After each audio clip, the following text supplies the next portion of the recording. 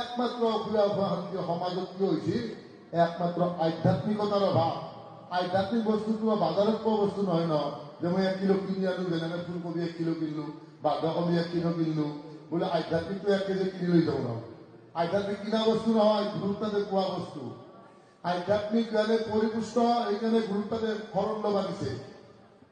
আধ্যাত্মিক জ্ঞানের পরিপুষ্ট। আধ্যাত্মিক জ্ঞান সমস্ত ভূতরিতা ঈশ্বর আছে না নাই? হ্যাঁ, আছে না সমস্ত ভূততে?